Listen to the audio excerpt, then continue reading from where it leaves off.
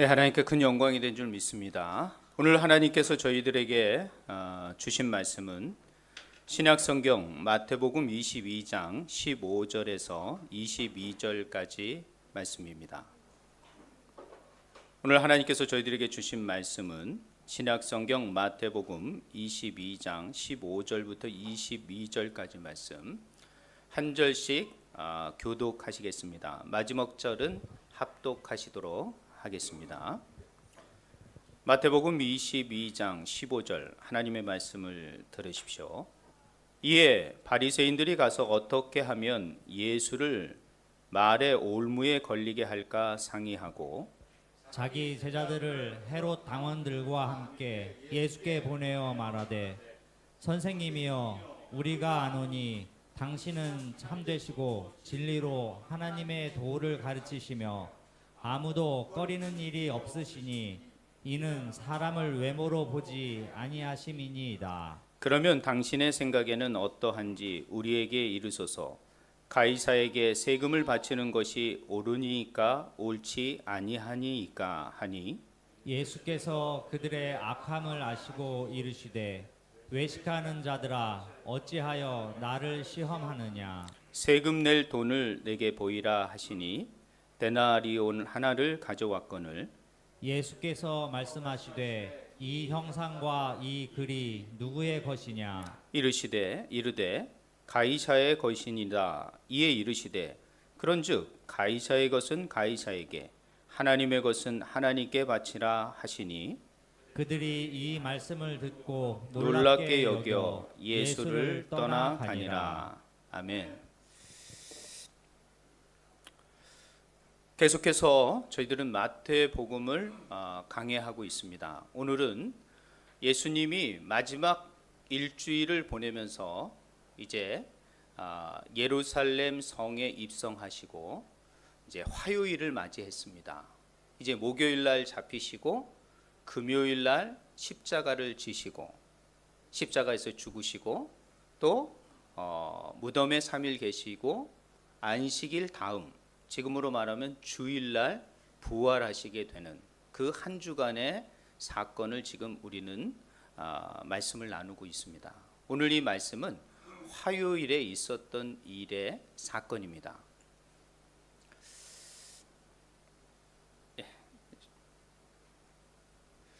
이 그림, 예수님과 예수님의 제자들이 3년 동안 온 이스라엘을 누볐던 모습이 아니겠는가. 참 이 사진이 저는 좀 마음에 와닿아서 계속 여러분과 함께 나누고 있습니다. 저런 모습으로 지금 계속해서 예루살렘 성에서 지금 이 말씀을 지금 가르치고 계시죠. 자, 여러분들은 어떤 생각을 하시는지는 모르겠어요. 세금에 대해서 어떻게 생각합니까? 세금 내고 계십니까? 직장인이라면 세금을 내죠. 그 다음에 저도 뭐 직장인이 아니었습니다. 한 5, 6년 전에는 무직이었는데 무직인데도 지방세는 내더라고요. 근데 이제 베트남에 나와 있으니까 그 지방세를 안 내니까 이 세금을 안 내는 사람으로 나오더라고요. 그래가지고 어떤 공문서를 떼는데 어떤 증명서를 떼는데 안 띄워주더라고요. 왜 안 띄워줍니까? 왜 발행이 안 됩니까? 세금을 미납하셨습니다. 이렇게 되더라고요. 그래서 무슨 세금이 저에게 나왔습니까? 지방세라는 게 있습니다. 이러면서 내게 되더라고요. 그래서 그 지방세를 내니까 이제 증명서를 발행해 주더라고요.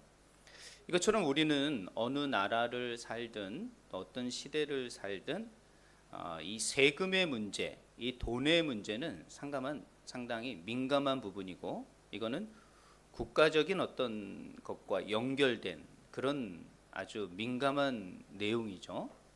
오늘 예수님에게 그동안 예수님의 지적을 당했던 이 종교 지도자들이 예수님을 시험하려는 이야기가 오늘부터 시작이 되는 겁니다. 그러니까 예수님을 어떻게 하면 잘못된 것으로 죄목으로 잡아넣을 것인가, 이런 생각을 가지고 있는 거예요. 궁극적으로는 사실 죽이려고 하는 생각을 가지고 있는 거죠.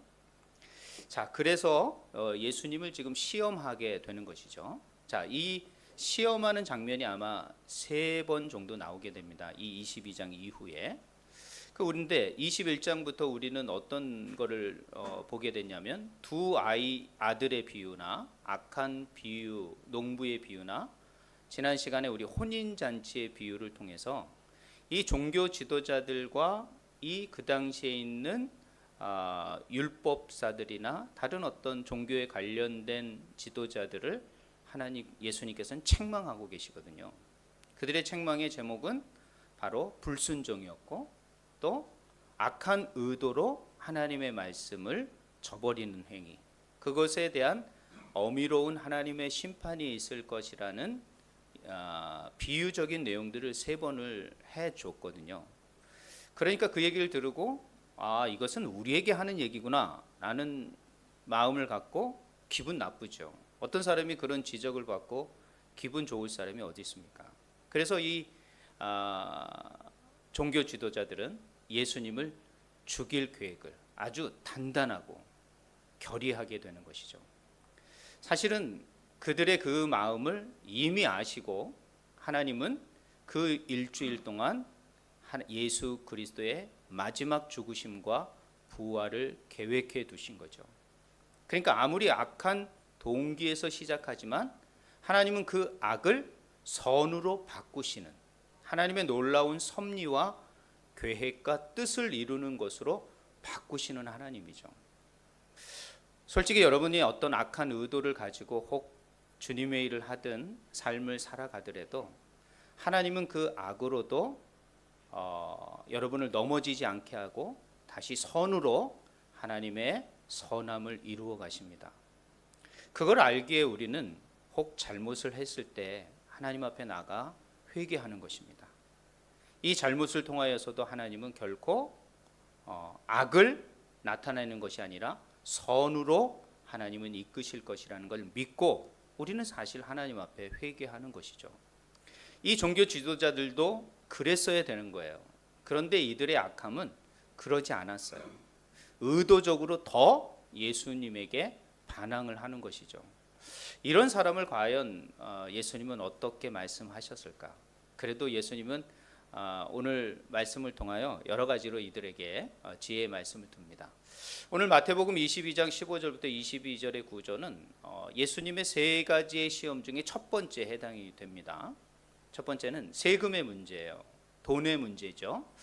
이거는 상당히 민감한 부분이에요. 왜냐하면 지금 유대는 로마의 속국으로 남아있는 나라예요. 그렇기 때문에 이 통치국인 로마가 이 속국에 세금을 요구하는 것은 상당히 많은 양의 세금을 요구합니다. 그러니까 세금을 내지 않을 경우에는 더 큰 압박과 압력이 있을 수밖에 없습니다. 그렇기 때문에 이것은 아주 중요한 정치적인 문제예요. 근데 이것은 또 민족적으로도 유대 민족적으로도 세금을 낸다는 것은 더욱 우리를 압박하고 속죄할 수 있는 그런 재물이 되기 때문에 이걸 내기를 거부했었어요. 그런 압력 관계가 있었던 문제가 바로 이 세금 문제예요. 그래서 이 세금 문제를 가지고 예수님을 시험하려고 지금 바리새인과 헤롯 당이 연합을 해서 예수님에게 지금 도전하는 겁니다. 자, 이렇게 시험을 함에도 불구하고 예수님은요, 이것을 정말 멋지게 넘기시며 오히려 우리들에게 과연 이 세금을 넘어 어떻게 하나님의 지혜와 하나님의 삶을 살아야 될지를 가르쳐주고 있는 거예요. 그래서 이 시험은 오히려 예수님이 어떤 분인지를 알게 되는 중요한 말씀이 됩니다. 자, 그러면 먼저 오늘 본문의 말씀을 한 절 한 절 좀 살펴가면서 오늘 말씀의 핵심과 주제와 또 우리에게 향하신 적용이 어떤 말씀이 있는지를 좀 생각하는 시간을 갖도록 하겠습니다. 여러분이 말씀을 많이 일주일 동안 안 보시는 것 같아요. 제가 보기에는 성경을 매일 보시는 분도 있겠지만 그를 깊이 좀 묵상하면서 주의하면서 해석하면서 보기가 쉽지 않거든요. 그렇기 때문에 저는 이 주일 시간에만큼은 뭐 다른 주제로 여러분에게 뭐 여러 가지 말씀을 드릴 수 있지만 저는 말씀을 통하여 여러분이 좀 한 절 한 절 그 의미를 되새기면서 좀 살펴갔으면 좋겠다는 생각을 가져서 좀 갔습니다. 특별히 우리의 영어는 우리 벤 형제와 우리 안나 자매를 위해서 제가 넣어놓습니다. 성경을 보시겠지만 앞의 내용도 함께 보시면서 도움을 받으시면 좋겠어요. 자, 15절에 보니까 바리새인들이 가서 어떻게 하면 예수를 말에 올무. 자, 말에 올무입니다. 그러니까 이 한마디를 잘못하면 이게 큰 죄목이 될 수도 있고 문제가 될 수 있다라는 거예요. 그래서 이 말에 올무를 걸려고 그들이 상의를 하고 예수님 앞에 온 것입니다. 자, 근데 그 예수님 앞에 온 사람들이 누구냐? 이 바리새인과 헤롯 당원들이에요. 이 바리새인과 헤롯 당원들은 절대 함께할 수 없는 물과 기름과 같았습니다. 바리새인들은 민족주의자들이었고요. 이 헤롯 당은 헤롯 왕을 중심으로 상당히 친로마적인 성향을 가진 그런 당원들이었어요. 그러니까 지금으로 말하면 우리 국민의힘이든 민주당이든 지금 선거 때문에 그러지 않습니까? 그런 것처럼 그런 열성 당원이었단 말이죠. 그런데 이렇게 민족주의자와 친로마 당원들이 헤롯 당원이 연합을 한다. 이건 있을 수 없는 일이에요. 전혀 반대의 길을 가는 이 사람들이 누구를 공격하려고? 예수님을 공격하려고 연합전선을 만드는 거죠. 참 의외적인 일이 나오는 거죠. 그러니까 예수님은 로마를 추종하는 사람들이나 또 유대인을 집중하는 민족주의자들에게도 공격 대상이었음을 우리는 알 수가 있죠. 자, 이런 공격, 많은 계층과 많은 사람들로부터 공경을 받는 가운데서도 예수님은요 흐트러지지 않습니다. 여러분, 진리에 굳게 선다는 것은 바로 이런 모습이죠. 우리가 믿음에 굳게 서 있는다는 것은 우리가 늘 언제든 공격받을 수 있는 자리에 서게 돼요. 그럴 때 여러분이 흔들리지 않는 것은 바로 믿음에 굳게 서 있어야 됩니다. 말씀에 굳게 서 있고 신앙으로 굳게 서 있으면 흔들리지 않게 되는 것이죠. 그게 저는 예수님의 모습 속에서 찾을 수 있다라고 생각합니다. 자, 이들이 찾아와서 말을 한 게 이제 16절입니다. 뭐라고 말합니까? 선생님이여, 우리가 알고 있습니다. 예수님에 대해서 말을 합니다. 당신은 참되고 진리로 하나님의 도를 가르치며, 진리를 가르친다라는 거예요. 그리고 아무도 꺼리는 일이 없으시니 이 사람을 사람을 외모로 보지 않는다라고 하는 거예요. 그러니까 예수님을 어떻게 보면 정확하게 칭찬하고 있는 거죠. 정확하게 칭찬하고 있는 거예요. 그러니까 예수님을 잡으려고 시험하려고 왔는데 예수님을 지금 칭찬하고 있어요. 이런 거는 어떤 칭찬인지 아십니까? 이런 걸 바로 위선적 칭찬이라고 말하는 거예요. 속마음은 그렇지 않은데 이 사람에게 잘 보이려고 뭔가 이 사람의 실수를 유발시키기 위하여 위선적 칭찬을 하고 있는 거예요. 옛말에 이런 말이 있습니다. 높은 사람과 강한 사람을 넘어뜨리는 방법이 뭘까요? 그는 비난도 아니요, 더 강력한 힘도 아닙니다. 그 사람을 칭찬하면 넘어집니다. 칭찬하면요, 그것은 바로 늪과 같아서 그 칭찬을 한번 받게 되면 또 칭찬을 받고 싶어 하게 됩니다, 사람은. 그래서 그 늪 속으로 계속 빠져들어갈 수밖에 없는 거죠. 그렇기 때문에 여러분, 누가 여러분을 칭찬하지 않습니까? 믿지 마십시오. 이게 과연 위선적 칭찬인지 아니면 진심을 다한 칭찬인지를 잘 분간하셔야 돼요. 그리고 함부로 여러분 남 칭찬하지 마세요. 칭찬하면 좋은 것 같지만 오히려 그 사람이 그 늪으로 이렇게 들어가게 됩니다. 특별히 저한테 칭찬하지 마세요. 목사님, 뭐 오늘 설교 은혜 받았습니다.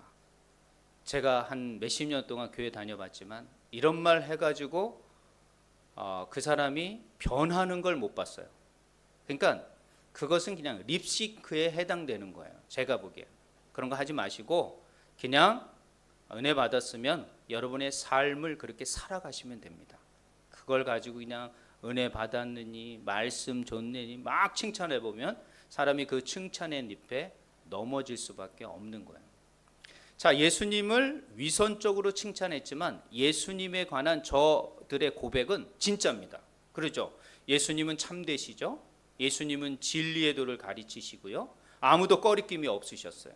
그것이 권력자든 그것이 가난한 자든 어떤 사람이든 간에 꺼리낌 없이 사람을 외모로 보지 않고 오직 말씀만 전했던 분이에요. 이것은 그 당시에 이스라엘 사람이라면 다 인정할 수밖에 없는 일이었다는 거예요. 이런 모습으로 예수님은 그 시대에 보여진 거예요. 그런데 이 예수님을 죽이려고 하는 거죠. 참 그 사람들이 얼마나 악한 동기가 있었음을 우리는 기억해야 합니다. 자, 그리고 예수님께서는 이 바리새인들이 질문을 하는 거죠. 뭐라고 질문합니까? 그러면 당신의 생각이죠. 생각을 말로, 깊은 곳에 있는 생각을 말로 한번 표현해 보십시오. 그래서 가이사에게 세금을 바치는 것이 옳습니까? 옳지 않습니까? 라고 질문을 하는 거예요. 자, 로마의 속국으로 있던 유대인들에게 세금을 바치라고 하면 어떻게 되겠습니까? 매국노가 되는 거예요. 그러면 세금을 바치지 말라라고 하면 어떻게 됩니까? 로마국에 어떻게 해요? 반역을 하게 되는 거예요. 매국노가 되느냐, 반역자가 되느냐, 이런 기로에 서 있는 거예요, 예수님이. 그러니까 두 가지 중에 한 가지는 말할 것이다라는 것으로 지금 시험하고 있는 거예요. 여러분은 과연 이럴 때 어떻게 말해야 되겠습니까? 이 질문에 대해서 어떻게 답변을 하셨을까?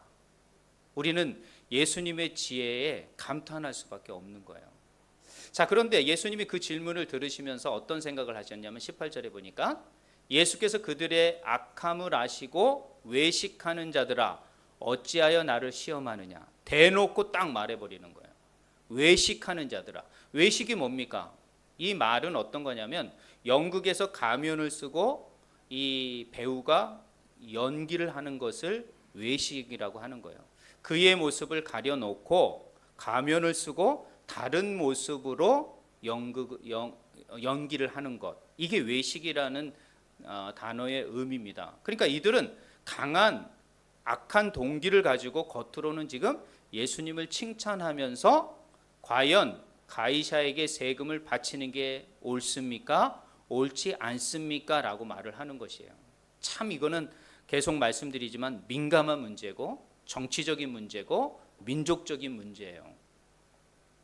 그리고 그 당시에 이 세금은 어떤 세금이 있었냐면 토지세, 소득세, 인두세가 있었어요.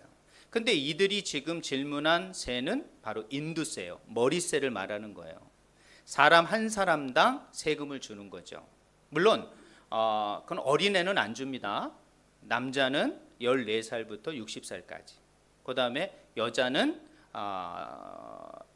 12살부터 60세까지. 이런 나이에 해당되는, 성인격에 해당되는 사람들에게 내는 인두세라는 게 있었어요. 물론 이것만 있는 게 아니었습니다. 수많은 세금이 많습니다. 여러분 아시잖아요. 지금도 얼마나 많은 세금이 여러분에게 부여되고 있습니까? 로마 역사를 보면 마지막에 로마가 멸망하는데 결정적인 원인은 뭐였냐면 바로 과도한 세금이었다는 거예요. 과도한 세금은 사람들을 떠나게 만드는 거예요. 세금이 많은 나라에서 누가 살고 싶어 합니까? 세금이 없는 곳에서 자유롭게 살고 싶죠. 베트남도 점점 세금이 올라가서 사업하기 어렵지 않습니까? 그것처럼 세금이 높아진다는 것은 그 나라와 그 지역을 탈출할 수밖에 없게 만드는 거예요. 근데 로마가 그렇게 해왔거든요. 왜? 타락하고 퇴폐하고 향락을 즐기려면 물질이 필요하잖아요. 그러니까 속국에 과도한 세금을 요구했던 거예요. 그래서 결국엔 로마가 멸망했다라는 것도 아셔야 돼요. 이만큼 이 세금이란 문제는 어느 시대를 막론하고 아주 민감한 문제였다라는 거예요. 이걸 가지고 지금 예수님께서 우리 지금 시험을 받고 계시는 거예요. 그러나 예수님은 그들이 악한 의도를 가지고 시험하고 있는 것을 아셨어요. 그러면 물리치시면 되잖아요. 이 나쁜 놈들아, 그런 대답 나 안 할 거야 라고 하시지만 예수님은 그러시지 않았다라는 거죠. 그 악한 의도를 가지고 질문한 것조차도 예수님은 답변하시고 계시죠. 자, 어떻게 답변하셨을까요? 자, 이렇게 답변하십니다. 19절에 세금 낼 돈을 내게 보이라. 즉 인두세로 낼 돈을 내게 보이라. 이렇게 했어요. 아, 그럼 대답하실 모양이구나. 그리고 그들이 내놓은 돈이 바로 데나리온이라는 거예요. 이 데나리온이라는 것은 어떤 거냐면 한 데나리온은 그 당시에 노동자가 하루 일해서 얻을 수 있는 금액이었습니다. 그러니까 어떻게 보면 노동자에겐 큰 금액일 수 있지만 전체적으로 보면 이 한 데나리온은 큰 돈은 아니었어요. 그러니까 한 데나리온을 이 한 명의 인두세로 드린다는 것은 그렇게 큰 금액은 아니었습니다. 그래서 모든 사람들이 이 인두세를 다 내고 있었어요. 자, 그런데 그 당시의 자료를 보면 이 데나리온만 있는 게 아니라 세겔이라는 게 있었습니다. 이 세겔은 어떤 것이었냐면 종교세라는 게 있었어요. 이거는 로마의 종교세가 아니라 유대인들에게 성전세와 같은 세금이 있었어요. 즉 유대인들에게만 걷는 세금이죠. 근데 그거는 데나리온이 아니라 세겔로 냈다는 말이죠. 왜 데나리온이라는 화폐가 있는데 왜 유대인들은 성전에 들어가면서 내는 이 성전세를, 이 종교세를 세겔로 받았는가? 이거에 대해서 여러분 아셔야지 오늘 본문이 사실은 해결이 되는 겁니다. 그냥 데나리온 가져왔습니다 라고 해서 예수님께서 하는 게 아니에요. 또 예수님께서 그 데나리온을 보고 20절 뭐라고 말씀하셨어요? 이 형상과 글이 누구의 것이냐? 자, 그러니까 그 돈에 어떤 형상과 글이 적혀져 있었다라는 거예요. 그 당시 사람은 알죠. 그러나 우리는 알 수가 없지요. 그 돈에 뭐라고 적혀져 있는지. 여러분 달러에 혹시 뭐라고 적혀져 있는 거 보신 지 있습니까? 거기 하나님이라는 글자가 있습니다. 기록되어 있습니다. 그래서 저는 달러 볼 때마다 한 번씩 딱 봅니다. 또 우리나라에도 사실 글이 하나 있는데 글 같은 거 여러분 전혀 보지 않지 않습니까? 근데 그 당시에는 그 형상과 그 글에 아주 중요한 종교적 정치적이 연결되어 있는 거예요. 그렇기 때문에 종교세는 세겔이요. 그 다음에 인두세는 데나리온으로 내게 된 거예요. 그 이스라엘 안에서는. 그러면 저게 도대체 어떤 걸 의미하는가? 저걸 찾는 게 오늘 사실은 설교의 핵심이기도 합니다. 자, 이 돈이 그 당시 로마 시대에 사용되던 돈이었습니다. 자, 돈마다 뭐가 지금 이렇게 양각으로 되어 있습니까? 사람의 얼굴이 이렇게 조각되어 있습니다. 형상이 조각되어 있어요. 자, 저거는 보통 그 시대의 황제, 가이샤, 보통 가이샤라 그랬습니다. 그걸 황제라고 말할 수 있죠. 황제가 저기 이제 이미지로 형상으로 되어 있고요. 거기에 이렇게 동그랗게 글이 써 있습니다. 즉 헬라어 글이 써져 있어요. 그 뒷면도 어떤 여성의 그림이 있거나 다른 어떤 그림이 있으면서 또 글이 써 있어요. 자, 오른쪽에 이 까만 거는 그 당시 데나리온이고요. 밑에 하얀 거는 바로 세겔입니다. 그러니까 인두세를 내는 데나리온과 또 종교세를 내는 이 세겔은 달랐어요. 왜 저렇게 다르게 만들었을까? 저기에 써 있는 글씨가 중요한 거예요. 그리고 누가 저 그림의 형상으로 있는가라는 것을 예수님은 지금 지적하고 있는 것이죠. 자, 그리고 저것은 은으로 만들었습니다. 또 금으로 노란 거는 금으로 만든 거예요. 그러니까 은과 금이 그 당시에 많이 필요했겠죠. 그래서 그것이 교환의 단위로, 교환의 가치로 사용될 수 있었던 것이죠. 자, 그러면 좀 더 크게 보도록 하겠습니다. 이 데나리온을 좀 크게 보면 이렇습니다. 한쪽에는 이 티베리우스 황제가 딱 조각이 되어 있고요. 거기에 뭐라고 되어 있었냐면 한번 장집사님 한번 읽어보겠습니까? 저기 키카이샤르 이렇게 하면서 그렇죠. 헬라어 잘하십니다. 네, 그렇게 읽으셨죠? 저게 뭐냐면 존엄한 신의 아들 가이샤. 그러니까 존엄한 신의 아들 티베리우스라는 말이에요. 신의 아들이라는 거예요. 곧 신의 아들은 뭘 의미해요? 신이라는 거예요. 황제는 신이다라고 말을 하는 거예요. 이 돈 하나에 황제는 신이다라는 조각을 딱 해놓는 거예요. 글까지 딱 써놓죠. 뒷면은 어떻게 되어 있습니까? 한번 더 읽어보시겠습니까? 네, 폰티프 막심 그렇습니다. 저건 뭐냐면은 최고의 제사장이다라는 거예요. 여성 같은 어떤 화려한 어떤 조각을 해놓고 저 말의 의미는 최고의 제사장이다라는 의미예요. 그러면 이 데라리온을 인두세로 드리면서 어떤 생각을 할까요? 황제는 신이고 그 신의 황실을 통하여 그 제사장들이 우리를 지금 지켜주고 있구나, 이런 생각을 하고 있는 거예요. 즉 그 동전을 가지고 그 동전을 내는 순간 나는 로마의 그 황제의 신하이고 백성이고 나는 그의 기도를 통하여 보호받고 안전하게 된다라는 의미를 말하는 거예요. 그러니까 얼마나 이 유대인적 입장 생각으로 하면 하나님만이 신인데 어떻게 황제가 신이 될 수 있느냐. 그래서 이 유대인들은 데라리온을 종교세로 내지 않고 세겔을 만들어서 낸 거예요. 그 세겔은 신성하고 존엄한 신, 요거만 딱 적혀져 있거든요. 그래서 신에게 드리는 돈은 세겔로 드리고 하나님에게 드리는 돈은 세겔로 드리고 이 로마에게 드리는 돈은 데라리온으로 드리게 된 것이에요. 자, 그런데 아까 보셨지만 너희 세금을 내는 돈을 가져와 봐라. 그랬더니 그들이 뭘 가져왔습니까? 이 돈, 바로 데라리온을 가져왔어요. 그래서 예수님께서 물으시는 거죠. 뭐라고 물으십니까?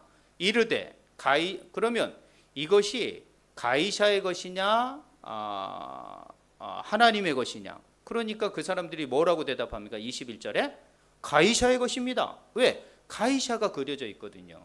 거기에 형상과 글이 그려져 있거든요.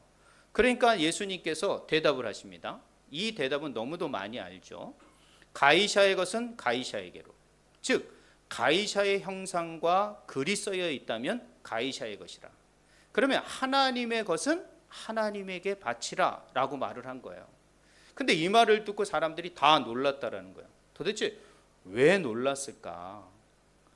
교묘하게 예수님께서 빠져나가시는 거죠. 정말 지혜롭게 빠져나가시는 거예요. 세금을 내라는 것도 아니요, 내지 말라는 것도 아닙니다. 결국에는 내라는 건데 하나를 더 붙여서 하나님의 것은, 그러나 하나님의 것은 하나님에게 바치라 라는 말이에요. 자, 이 바치라는 말의 헬라어의 의미는 어떤 거냐면 원래대로 돌려놔라. 즉 하나님의 것으로, 너의 것으로 바꿔놓은 것을 다시 하나님의 것으로 바꾸어서 되돌려 드려라 라는 의미예요. 그럼 도대체 하나님의 것은 어떤 것일까? 우리가 여기에 오늘 이 설교의 이 본문에 저는 초점이 있다라고 생각해요. 그들이 그것을 깨달았던 거죠. 근데 여러분도 깨달으셔야 돼요. 하나님의 것을 하나님께 바치라는 것을 드려야 되는데 그게 뭘까? 자, 그러면 아까 보면 가이사의 것은 가이사에게 드리라고 할 때 가이사에게 드리는 형상과 글이 있었기 때문에 가이사에게 드립니다. 그럼 하나님에게 드린다라는 말은 하나님의 형상과 하나님의 글이 있는 것을 하나님께 바치는 거예요. 그럼 도대체 하나님의 형상과 하나님의 글이 있는 건 무엇일까? 이런 질문을 할 수밖에 없는 거예요. 그러면서 여러분들은 말씀을 찾아보셔야 돼요. 그 말씀이 뭐냐면은 저는 창세기 1장 27절부터 28절의 내용, 창세기 1장을 보면 있어요. 거기에 보면 뭐라고 말해 있습니까? 27장. 우리 장 집사님 한번 읽어보시겠어요? 성경은 집사님이 딱 읽으시는 게 좋을 것 같아요. 방송을 들어도 그게 좋더라고. 하나님이 자기 형상 곧 하나님의 형상대로 자, 보십시오.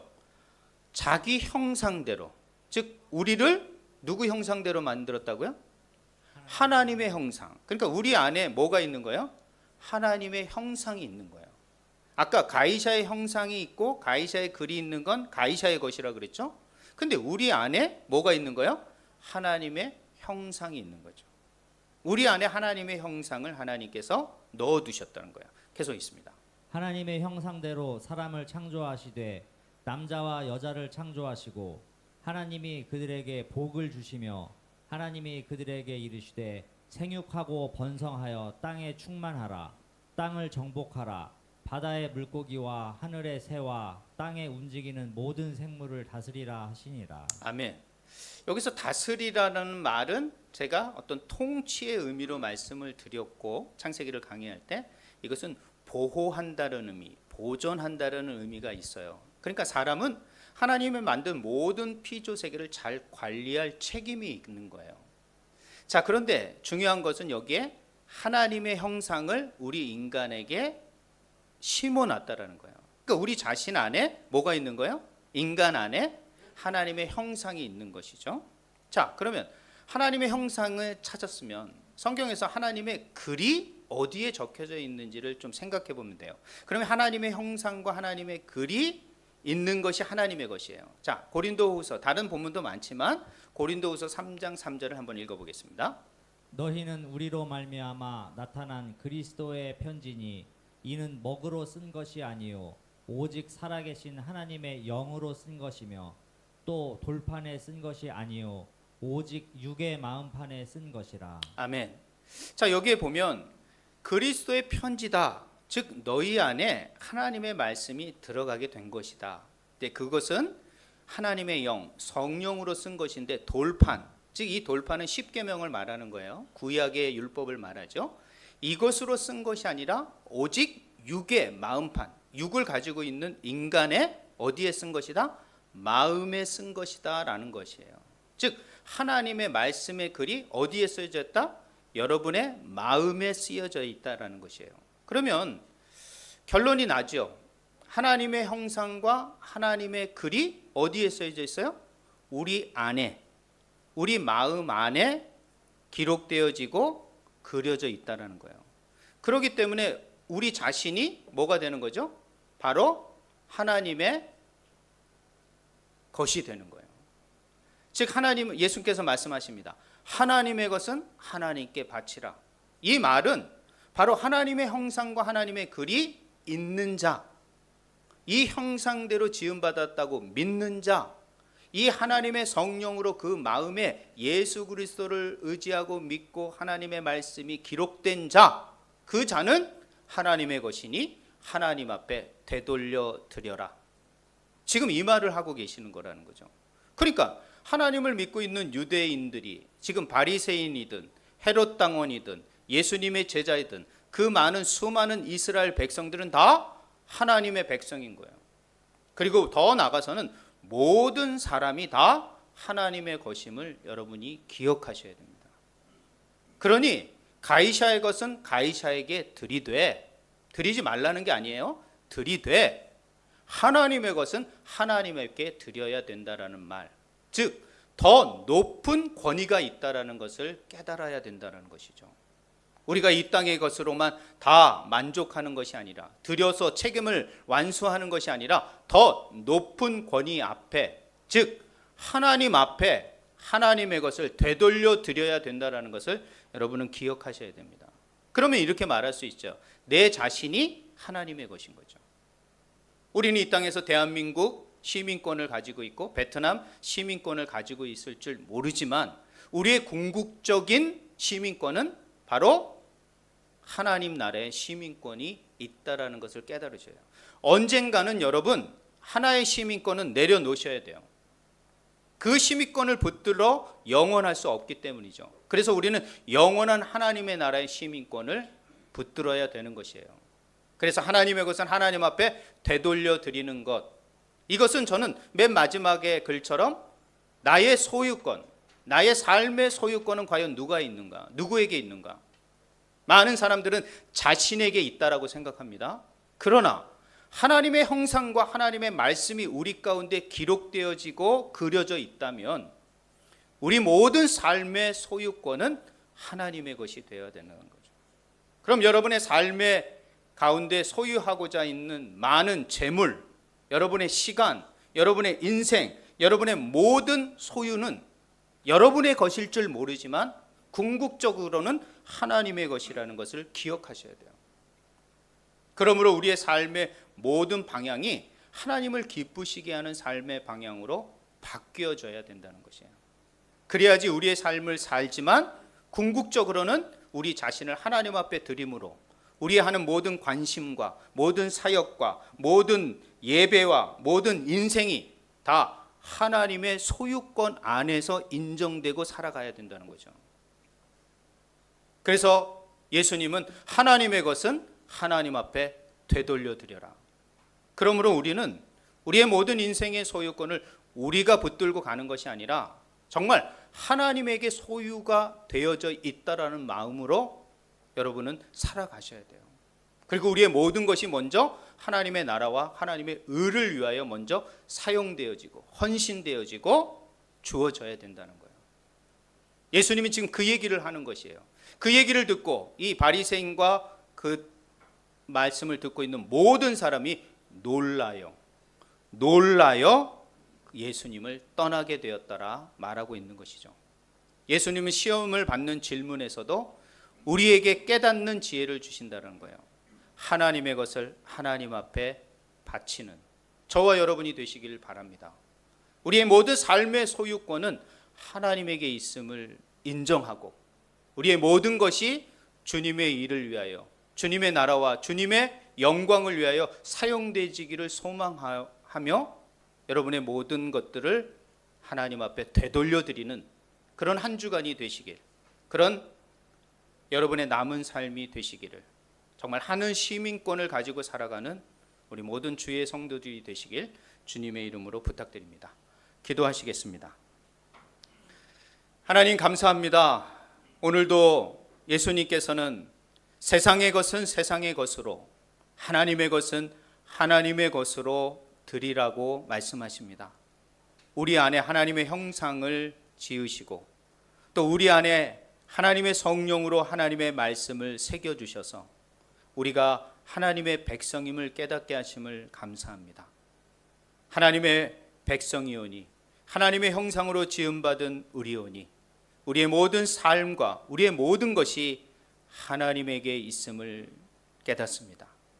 다시 한번 우리의 삶의 소유가 나에게 있지 않고 인간에게 있지 않고 하나님에게 있음을 인정하며 우리의 모든 삶을 주님 중심으로 하늘 중심으로 살아가는 저희들 되게 하여 주시옵소서. 한 주간도 내가 일하는 것 같지만 이 모든 것들이 하나님의 소유이며 하나님 앞에 드려져야 한다는 걸, 되돌려 드려야 한다는 것을 깨닫고 최선을 다하여 이 세상에서 일하고 또 사명을 감당하고 사역을 감당하여 다시 한번 주님 앞에 나와 감사함과 벅찬 감동으로 예배자가 될 수 있도록 인도하여 주시옵소서. 특별히 이 베트남 땅에서 어렵게 일하시며 사업하는 모든 심령들마다 하나님을 절대적으로 의지하게 하여 주시고 그 의지와 믿음으로 말미암아 하나님 앞에 형통함을 누려나갈 수 있는 모든 주의 백성들이 되게 하여 주시옵소서. 또 저희 교회가 이 땅에서 하나님의 소유된 교회로서 하나님을 기쁘시게 또 이 땅에 있는 한인들과 베트남 사람들을 행복하게 할 수 있는 아름답고 주님 앞에 쓰임받는 공동체가 될 수 있도록 인도하여 주시옵소서. 오늘 말씀을 깨닫고 세상으로 나가는 우리 모든 심령들마다 더 큰 은혜와 더 큰 함께 하심으로 하나님께서 함께 하실 줄 믿사오며 감사드리오며 예수님의 이름으로 기도했습니다. 아멘.